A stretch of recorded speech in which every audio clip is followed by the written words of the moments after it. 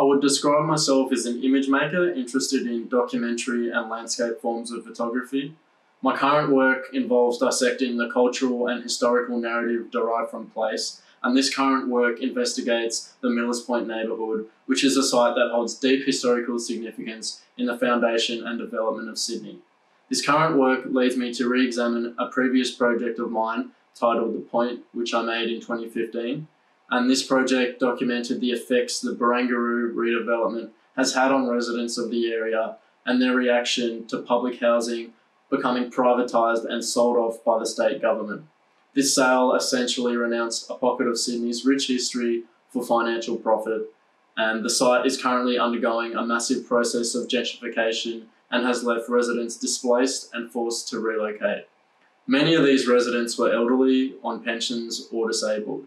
This current work explores the consequence of this forfeiture of history, examining the renegotiation of space and the displacement within the site, suggesting the dehumanisation of the space by focusing on alternative representations of displacement within the photographic landscape, bringing to light the overarching issue that this has had a severe effect on the cultural narrative and historical timeline of Millers Point and, to a wider degree, Sydney.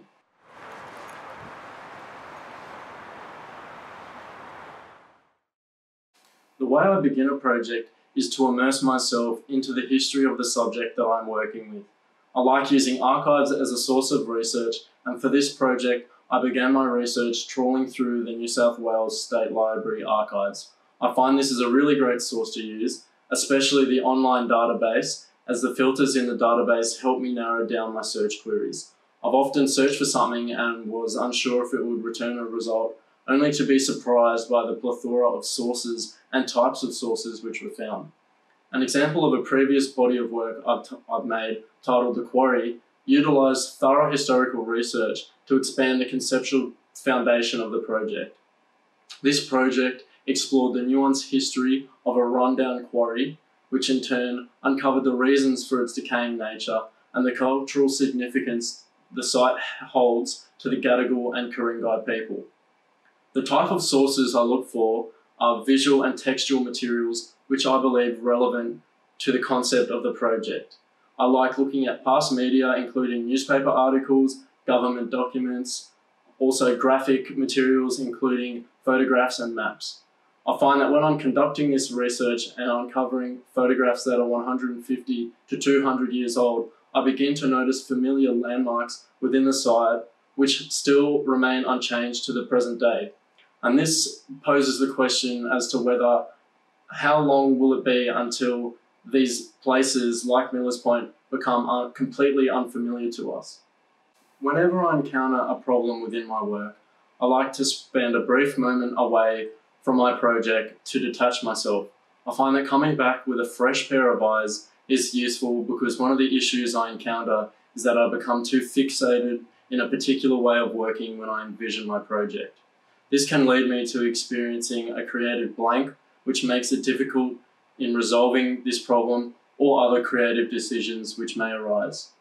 Having a day away from my work helps me get over this tunnel vision I experience. I spend this time doing things I enjoy. I might spend some time with my friends. I'm a big sports fan, so more often than not, I'm watching Liverpool FC play or playing basketball. One last thing I like to do, which I find has a meditative quality to it, is listen to instrumental music, as I find this can also help me when working on the task at hand and also concentrating. I find having some escapism and detaching myself can be helpful in gaining a new insight into my work or a new perspective when returning with a clear mind.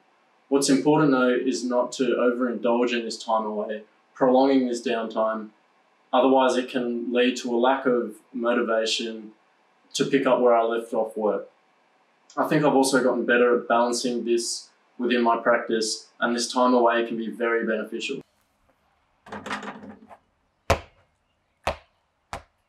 In my practice, experimentation is based in self-reflection on previous work, playing with different ideas and notions regarding image making. The experimentation process leads me to investigate an unfamiliar medium of found object. This is something that has interested me as a method of mimicking the photographic and sculptural landscape, with a strong focus on place and the narrative of displacement within Millers Point. During this body of work, I've discovered that found object has been a way to convey this idea of displacement. Even the act of taking an object out of its place is a conscious act of displacement on my behalf.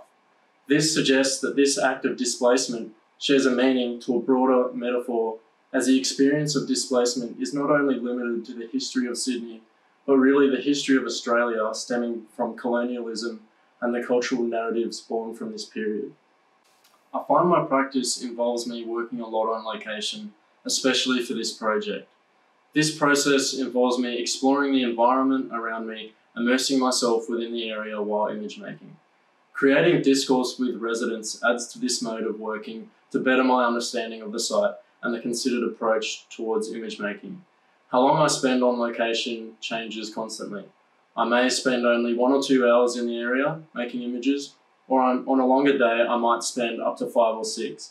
This all depends on variables like the weather, which can affect shadows and lighting, and also rain, which can damage equipment. This way of image making has always been something that I've gravitated towards in my practice. After spending some time shooting, I'll focus on organising and editing my images on my Mac at home in my own space.